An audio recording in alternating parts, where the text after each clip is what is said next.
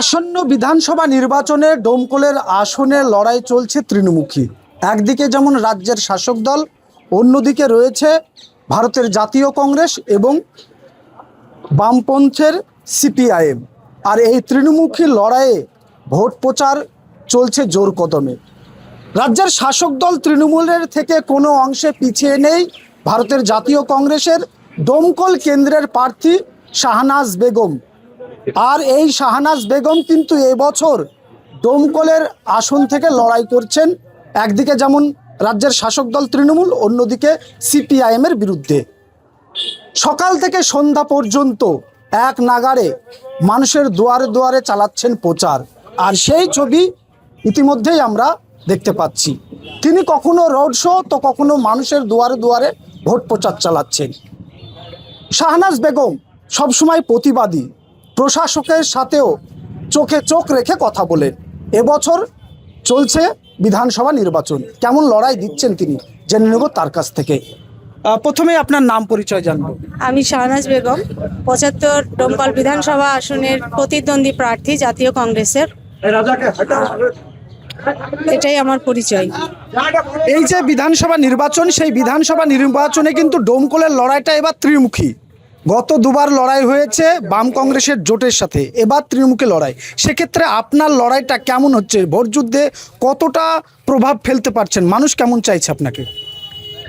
প্রচণ্ড সাড়া রয়েছে এই কারণে যে দুটো টার্ম যেহেতু জোটের, এখানে হাতের কোনো প্রতীক ছিল না, ফলে যারা হাত ছাড়া ভোট দেবে না তারা অনেক সময় বামপন্থীদের ভোট না দিয়ে সেই ভোটের একটা অংশ শাসক দলের বাক্সে ফেলেছে। এবারে সেই হাত প্রতীক ডোমকলের মানুষ পেয়েছে, ডোমকল বিধানসভার মানুষ পেয়েছে। ফলে মানুষ আবেগে আছে, কখন ব্যালট অর্থাৎ ইভিএম পাবে, তারা হাত প্রতীকের ছাপ মারবে। তো এইখানে জয় এবং শাসক দলের বিরুদ্ধে, সিপিএমের বিরুদ্ধে। এখন ডোমকলের মানুষ কিন্তু বেসিক্যালি বামপন্থীদেরকে পছন্দ করেনি কখনো ভোট দেওয়ার ক্ষেত্রে, কারণ ডোমকলের কংগ্রেসের অনেক ইতিহাস আছে, যে ইতিহাসগুলো সবসময়ের জন্য বাম কংগ্রেসের এখানে লড়াই ছিল। কিন্তু রাজনৈতিক সমীকরণে এআইসিসি সিপিএমের সাথে জোট করার ফলে প্রতীকটা সিপিএম পেয়েছিল বলে আমাদের ডোমকলের মানুষ সিপিএমের প্রতীককে কখনো পছন্দ করে না, যে কারণে কংগ্রেসের এবার প্রতীক রয়েছে। এবার বাঁধ ভাঙা উচ্ছ্বাস, সেই উচ্ছ্বাসে এবারে জাতীয় কংগ্রেসের প্রার্থী প্রচুর ভোটে নির্বাচিত হবে। এটা ডোমকলের আনাচে কানাচে আপনি কান পাতলেই শুনতে পাবেন যে ডোমকলে কংগ্রেস জিতছে, আবার কংগ্রেস স্বমহিমায় ফিরছে। আমরা সব সময় দেখতে পাচ্ছি আমাদের এই প্রার্থী অর্থাৎ জাতীয় কংগ্রেসের প্রার্থী শাহনাজ বেগম যে কোনো জনসভা থেকে শুরু করে কর্মী সভায় সবসময় বক্তব্য রাখছে। এবারের লড়াই ডোমকলের লড়াই, ডোমকলের মানুষের লড়াই। পাশাপাশি তিনি বক্তব্য রাখছেন কাটমানির বিরুদ্ধে, দুর্নীতির বিরুদ্ধে এবং লাগামহীন মূল্যবৃদ্ধির বিরুদ্ধে, ডোমকলকে বাঁচাতে। পাশাপাশি তিনি আরও বলছেন স্বাস্থ্যের বেহাল দশা, শিক্ষার বেহাল দশা, আর এইখান থেকে ফিরাতে মানুষকে ভোট দিতে হবে জাতীয় কংগ্রেসকে। তিনি আসলে কি বলতে চাইছেন শুনে নেব তার কাছ থেকে। এই যে সবসময় বক্তব্য রাখছেন তৃণমূল বিরোধী, বিজেপি বিরোধী, আসলে কি মানুষকে কি বলতে? দেখুন, আমি তো বিজেপি বিরোধী বলছি না, তৃণমূল বিরোধী বলছি না, যেটা সত্যি কথা সেটা আমি তুলে ধরছি।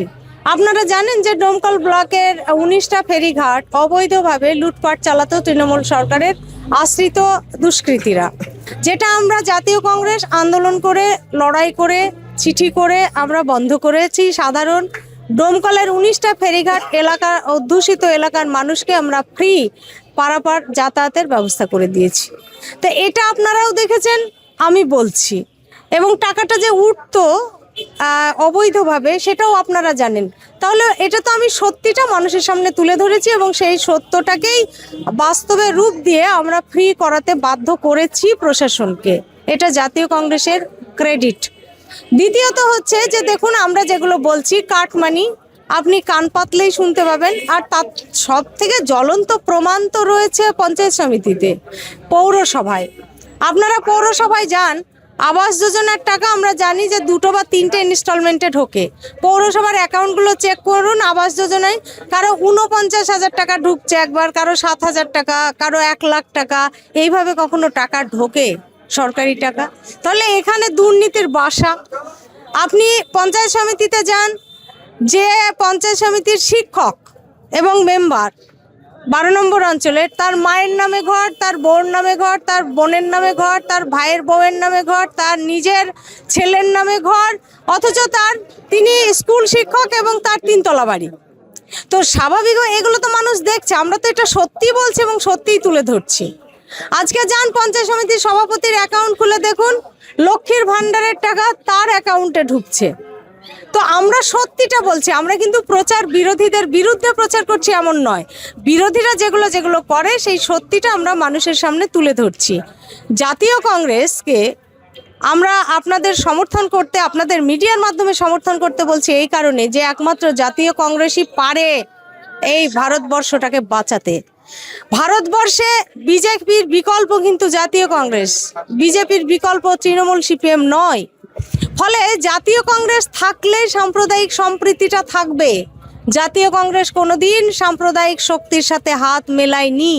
তাই এলাকায় শান্তি বজায় রাখতে হলে জাতীয় কংগ্রেসকে এখানে শক্তিশালী করতে হবে। আপনারা জাতীয় কংগ্রেসকে শক্তিশালী করবেন, তার বিনিময়ে অধীর চৌধুরীর নেতৃত্বে জাতীয় কংগ্রেস বুক পেতে আপনাদের আগলে রাখবে এবং এখানকার সন্ত্রাস, এখানকার দুর্নীতি, এখানকার হিংসা, এখানকার কাটমানি এগুলো প্রতিরোধ করবার জন্য একমাত্র জাতীয় কংগ্রেসই আছে, যারা চোখে চোখ রেখে অন্যায়ের বিরুদ্ধে প্রতিবাদ আন্দোলন করতে পারে। আপনাদের সকলকে বলবো মিডিয়ার মাধ্যমে যে জাতীয় কংগ্রেসকে আপনারা যেখানে মুর্শিদাবাদ জেলায় আছে, সারা পশ্চিমবঙ্গে আছে, তাদের সকলকে আপনারা জাতীয় কংগ্রেসের প্রার্থীদের সকলকে আপনারা আশীর্বাদ করবেন, জয়যুক্ত করবেন এবং এলাকার শান্তিটাকে বজায় রাখতে আপনারা আমাদেরকে সুযোগ দেবেন। আমরা আপনাদের কাছে একবার সুযোগ চাইছি। এই সুযোগটা পেলে আমরা পারফর্ম করব যে আমরা আপনাদের রাতে ঘুমোতে গেলে শান্তিতে ঘুমোতে পারেন কি না। আমরা নিশ্চয়তা দেব, নিরাপত্তা দেব, যাতে করে জাতীয় কংগ্রেসের নেতৃত্বে আপনারা শান্তিতে ঘুমোতে পারেন এই এলাকায়।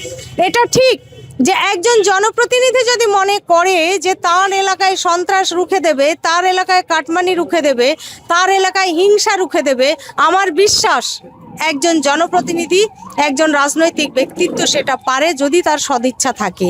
তা আমরা যে কারণে আমাদের সদিচ্ছা আছে, আপনাদের কাছে আমরা সুযোগ চাইছি, একবার আমাদের সুযোগ দিন, আমাদের পারফর্ম করবার জন্য, আমাদের কাজ করবার জন্য সুযোগটা দিন।